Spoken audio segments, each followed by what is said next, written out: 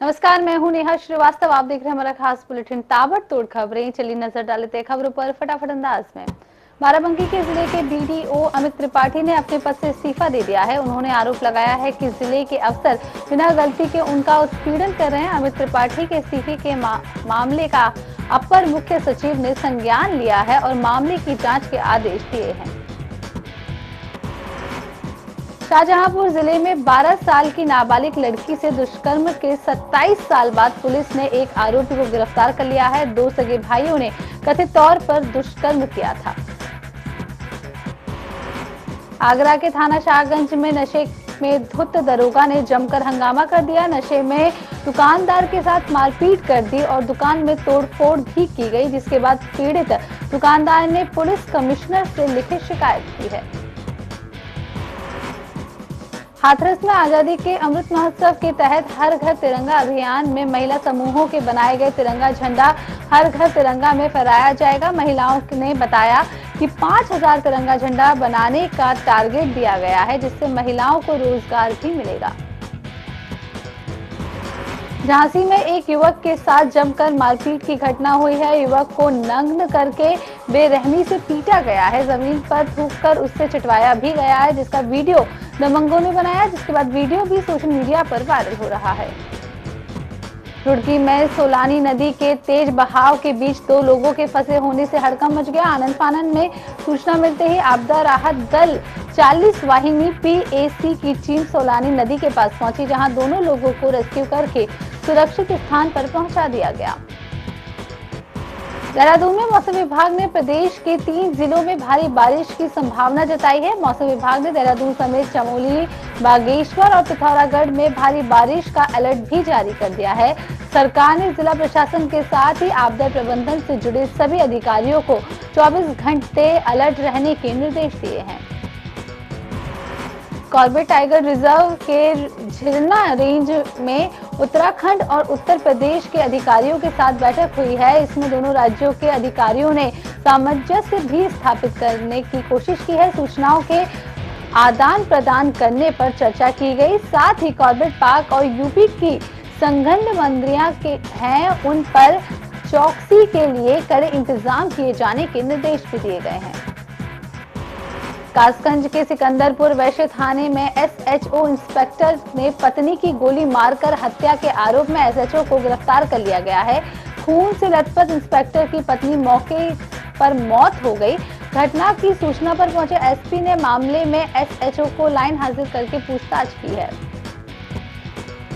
देहरादून के ब्रह्मपुर सहस्त्रधारा थाना क्षेत्र में तेज बारिश के कारण आए मलबे में एक महिला और एक पशु फंस गया। वहीं सूचना पर पहुंची पुलिस बल और बचाव दल की टीम ने घटनास्थल पर रेस्क्यू ऑपरेशन चलाया, जिसके बाद पुलिस ने स्थानीय लोगों की मदद से महिला को बाहर निकाला। आगरा के शाहगंज थाना क्षेत्र में सड़क किनारे एक युवक का शव पड़ा हुआ मिला, जिसकी शिनाख्त नहीं हो पाई है। वहीं सूचना पर पहुंची पुलिस ने शव को कब्जे में लेकर पोस्टमार्टम के लिए भेज दिया। अलीगढ़ की क्वारसी थाना क्षेत्र में एक महिला ने प्रेमी के साथ मिलकर अपने पति को जान से मारने की कोशिश की, जिसके बाद पड़ोसियों ने मौके पर पहुंचकर व्यक्ति की जान बचाकर पुलिस को सूचना दे दी। पीड़ित पति ने पत्नी और प्रेमी सहित 4 लोगों के खिलाफ पुलिस में FIR दर्ज कराई है। रायबरेली नवाबगंज थाना क्षेत्र में बच्चों से भरी स्कूल बस को टैंकर ने जोरदार टक्कर मार दी, जिसमें कई बच्चे घायल भी हो गए हैं। वहीं बच्चों को इलाज के लिए अस्पताल में भर्ती कराया गया है। इटावा के इकदिल थाना क्षेत्र में नहर में एक अज्ञात व्यक्ति का तैरता हुआ शव मिलने से हड़कंप मच गया। वहीं ग्रामीणों की सूचना पर पहुंची पुलिस ने शव को कब्जे में लेकर पोस्टमार्टम के लिए भेज दिया। अलीगढ़ के थाना बन्ना देवी में युवा मोर्चा के कार्यकर्ताओं ने जमकर हंगामा किया। थाने का घेराव करते हुए प्रदर्शन के दौरान युवा मोर्चा के कार्यकर्ताओं ने पुलिस प्रशासन के खिलाफ मुर्दाबाद के नारे भी लगाए।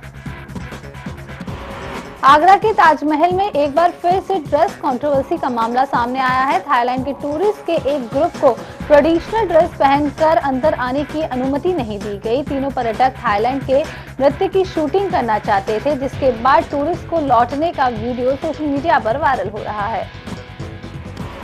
बांदा में RTO ने रैली निकालकर ई-रिक्शा चालकों और मोटर वाहनों को जागरूक किया है, जिसमें स्कूली बच्चों, समाज सेवियों और मोटर मालिक शामिल हुए हैं। वहीं आरटीओ ने ई रिक्शा चालकों को बिना रजिस्ट्रेशन और ड्राइविंग लाइसेंस के रिक्शा न चलाने के लिए आगाह भी किया है। फतेहपुर के सुल्तानपुर थाना क्षेत्र में युवक ने नाबालिग युवती के साथ रेप करके उसकी हत्या कर दी। वहीं इस मामले में कोर्ट ने 3 दोषियों को आजीवन कारावास की सजा सुनाई है। 75,000 का जुर्माना भी लगाया है।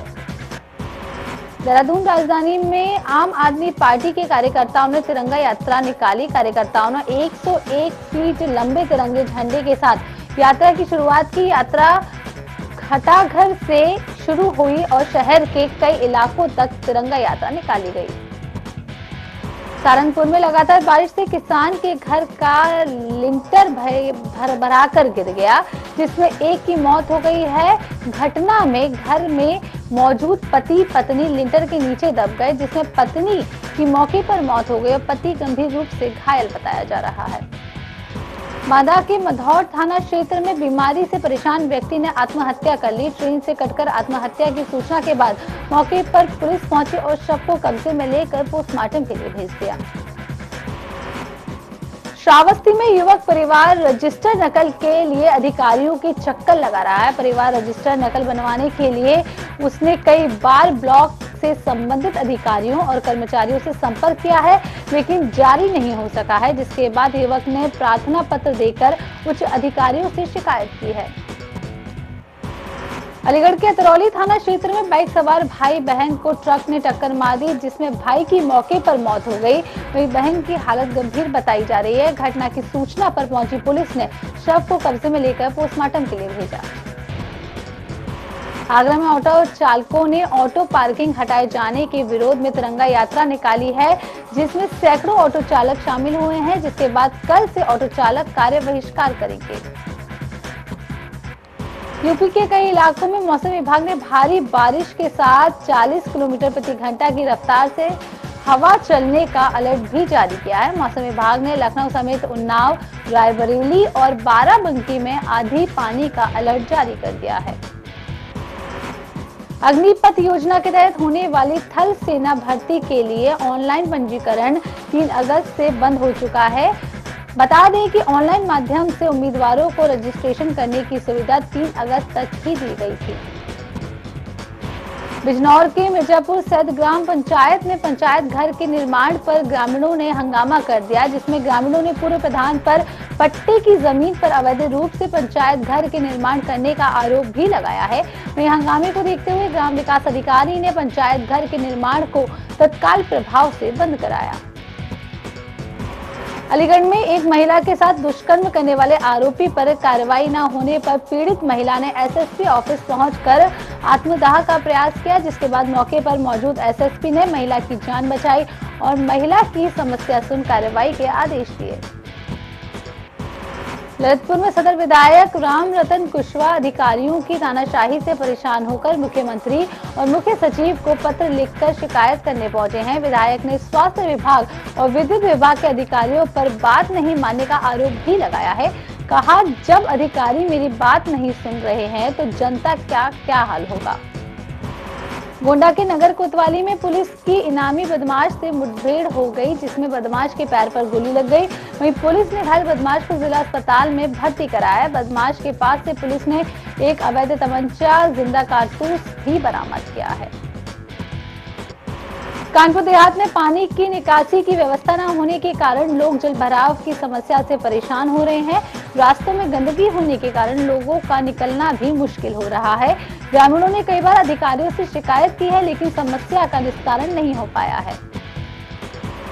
गाजीपुर में सपा अध्यक्ष ओम प्रकाश राजभर सीएम योगी आदित्यनाथ से राम गोपाल यादव की भेंट पर बयान देते हुए कहा है कि राम गोपाल यादव भू माफिया की पैरवी करने गए हैं। ओपी राजभर ने सवाल किया है कि क्या सिर्फ राम गोपाल के समधी ही उत्पीड़न का शिकार हैं। फतेहपुर के जहानाबाद थाना क्षेत्र में मवेशी चरा रही महिला को तेज रफ्तार कार ने टक्कर मार दी, जिसमें महिला की मौके पर दर्दनाक मौत हो गई। वहीं सूचना पर पहुंची पुलिस ने शव को कब्जे में लेकर पोस्टमार्टम के लिए भेज दिया।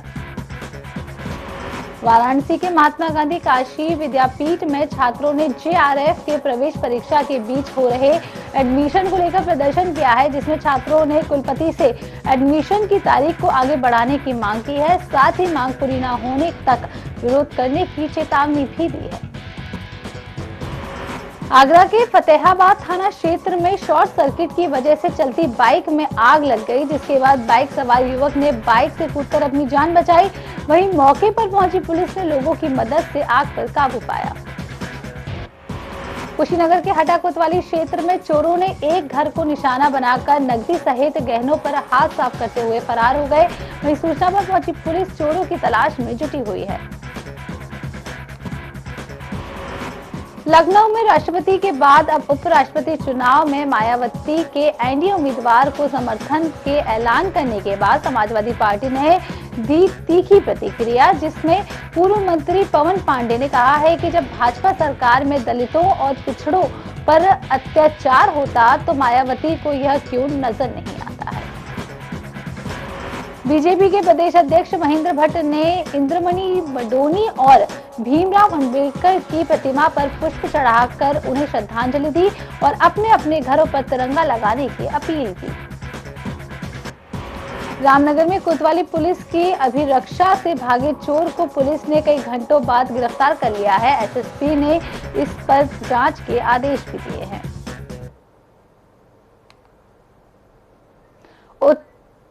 चलिए अब कुछ खबरें विस्तार से देख लेते हैं। उत्तराखंड में कोरोना फिर से पैर पसार रहा है। वहीं हरिद्वार जेल में 43% कैदी कोरोना पॉजिटिव हो गए हैं। बताया जा रहा है कि हेपेटाइटिस की जांच के दौरान सैंपल के लिए गए थे। इस दौरान कैदियों की कोरोना रिपोर्ट पॉजिटिव आई है। वहीं 43 कैदी कोरोना पॉजिटिव मिलने पर जेल प्रशासन में हड़कंप मच गया है। जिला कारागार के वरिष्ठ जेल अधीक्षक मनोज आर्य ने बताया है कि जेल में हेपेटाइटिस की जांच के लिए 2 दिन का शिविर लगाया गया था। शिविर में कैदियों के सैंपल भी लिए गए थे। इस दौरान कैदियों की कोरोना रिपोर्ट पॉजिटिव मिली है। जिला कारागार में इस समय 1250 से ज्यादा पुरुष कैदी और 60 से अधिक महिला बंदी हैं। नहीं, 425 लोगों का सैंपल लिया गया था, उसमें 43 पॉजिटिव आए हैं। रात में रिपोर्ट आया, रात में हमने वहाँ के डॉक्टर्स, वहाँ के फार्मासिस्ट, वहाँ के जेल सुपरिटेंडेंट को सेंसिटाइज करके सबको आइसोलेट कर दिया गया। सारे एसिम्प्टोमेटिक, किसी में कोई दिक्कत नहीं है। एक रूटीन हमारा प्रोसीजर था जिसमें वहाँ स्क्रीनिंग होनी थी, तो उस चक्कर में उनका RT-PCR टेस्ट किया गया तो ये पॉजिटिव आया। ये विगत 28 जुलाई को कारागार में जो वर्ल्ड हेपेटाइटिस डे के अवसर पर हेपेटाइटिस का जांच शिविर जो है लगाया गया था और उस जांच शिविर में जो है कुछ बंदियों की जो है RT-PCR टेस्ट भी जो है उस जांच टीम द्वारा की गई थी। उसकी जो है आज सूचना प्राप्त हुई है कि उसमें से कुछ बंदी जो है कोरोना पॉजिटिव पाए गए हैं। चलिए सीधे रुक कर लेते हैं आजमगढ़ का, जहां मुख्यमंत्री योगी आदित्यनाथ सभी को संबोधित कर रहे हैं। कलाकारों ने यहाँ पर मंच पर अपनी प्रस्तुति दी है, अत्यंत सराहनीय थी, दर्शनीय थी और लगता था उसमें एक जीवंतता देखने को देखते हुए बन रही थी। और ये वही परंपरा है जो भारत की अति प्राचीन परंपरा में से खासतौर पर जो यहाँ से निकले हुए पंडित स्वर्गीय गणेश प्रसाद मिश्र जी, स्वर्गीय पन्नालाल मिश्र जी, पंडित छन्नूलाल मिश्र जी,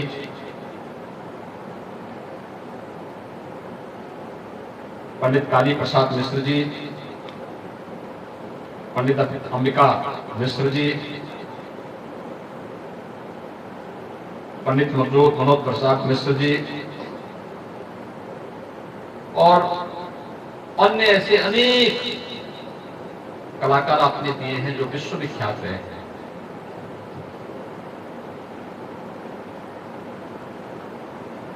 अपनी विधा को विपरीत परिस्थितियों में जीवित रखना। मैं देख रहा था सारंगी का वादन क्या जीवंतता प्रदान कर रहा था, पूरे माहौल को एक फिर से उसने एक ऊर्जा से उत्प्रोत कर दिया। और यही है अपने अतीत के गौरव के साथ जुड़ना, उसको और गौरवान्वित करके आगे बढ़ाना। मैं आज यहाँ पर इसीलिए आया हूँ, खासतौर पर यहाँ पर हमारे पर्यटन विभाग से हम लोगों ने विगत दिनों को धनराशि यहाँ के विकास के कार्यों के लिए उपलब्ध करवाई थी, उस कार्य का अवलोकन भी हो जाएगा।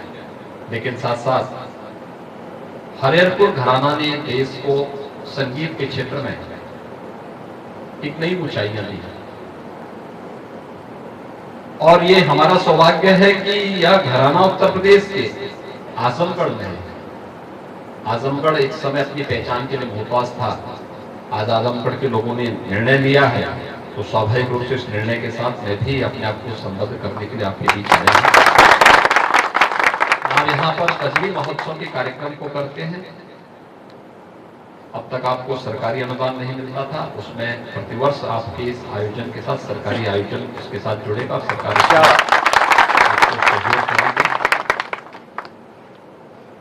हमारे जो भी शासकीय आयोजन होते हैं, महोत्सव होते हैं, उस महोत्सव के साथ हरिहरपुर घराना भी जुड़े, विशेष रूप से जुड़े। और यहाँ के जिलाधिकारी, यहाँ के मंडलायुक्त आए हैं, मैं उनसे भी कहूंगा कि यहाँ की कनेक्टिविटी, कम से कम 2 लेन की कनेक्टिविटी के साथ यहाँ जुड़े, आजमगढ़ से अच्छी सड़क बने। मैं चाहूंगा सड़क हम बनाएंगे लेकिन खेत आएंगे जरूर, तो उस खेत को देने में हमें संकोच नहीं करना चाहिए। एक दूसरा, एक संगीत महाविद्यालय है। यहाँ जिन कलाकारों का नाम मैंने पहले लिया, हरिहरपुर घराना के, इन्होंने लखनऊ के भातखंडे महाविद्यालय को एक नई ऊंचाइयां दी। आज भातखंडे महाविद्यालय एक विश्वविद्यालय बन गया, पहला संगीत का विश्वविद्यालय है उत्तर प्रदेश का। आप सीधे सुन रहे थे आजमगढ़ के हरिहरपुर से सीएम योगी आदित्यनाथ को, जिन्होंने संगीत महाविद्यालय में सभी को संबोधित किया और वहां पर उन्होंने हरिहरपुर घराने का भी तारीफ की है और उन्होंने कहा है कि हरिहरपुर घराने ने संगीत को काफी ऊंचाइयों तक पहुंचाया है। चलिए रुक कर लेते हैं अगली खबर का, जहां सावन का महीना और राम भगवान शिव का प्रिय माने जाते हैं, वहीं अयोध्या नगरी अपने अंदर प्रभु श्री राम की अनेकों कहानियां और मान्यताएं समेटे हुए है। कहा जाता है कि सावन का महीना शुरू होते ही भगवान श्री राम को माता जानकी के साथ रंगमहल मंदिर के झूले पर विराजमान करा दिया जाता है। इसी परंपरा को आगे बढ़ाते हुए आज अयोध्या में रामलला को रजत हिंडोला पर सवार किया गया। भक्तवत्सल भगवान की छटा देखते ही बनती है। कैसे, देखिए हमारी इस खास रिपोर्ट में।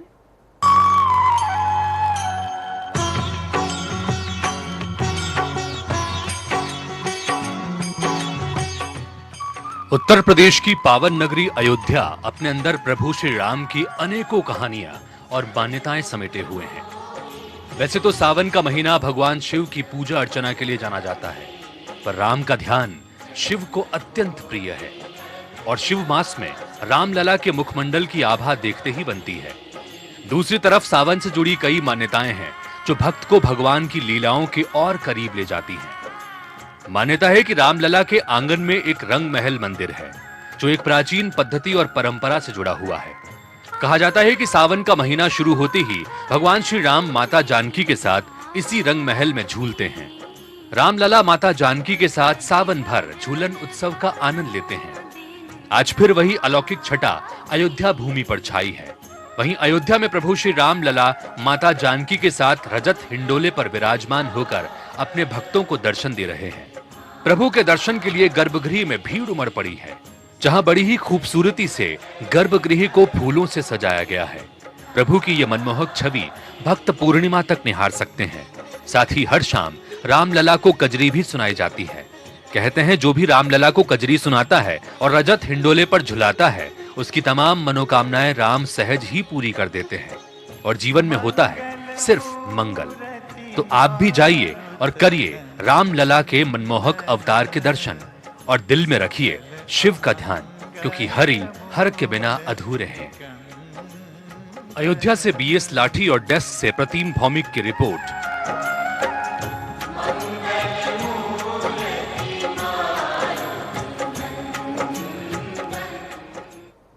फिलहाल इस बुलेटिन में इतना ही। देखते रहिए जनता टीवी। नमस्कार।